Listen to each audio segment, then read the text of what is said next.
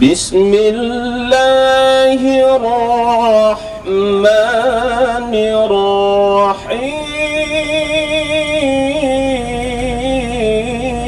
الرحيم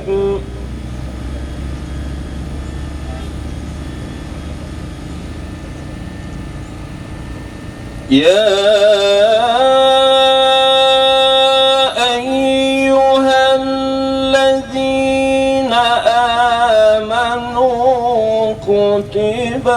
عليكم الصيام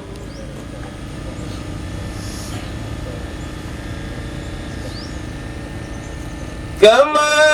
كتب على الذين من قبلكم لعلكم تتقون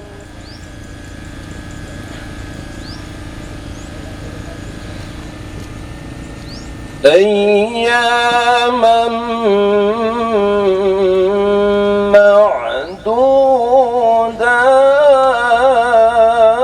معدودات فمن كان منكم مريضا أو على سفر فعدة من أيام أخر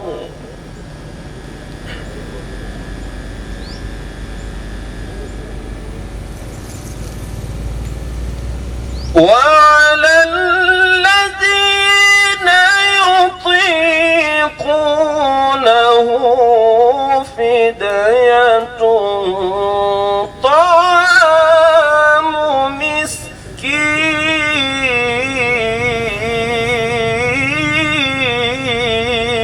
مسكين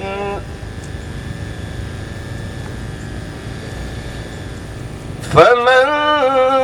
تطوع خيرا فهو خير له وأن تصوموا خير لكم إن كنتم تعلمون صدق الله العظيم.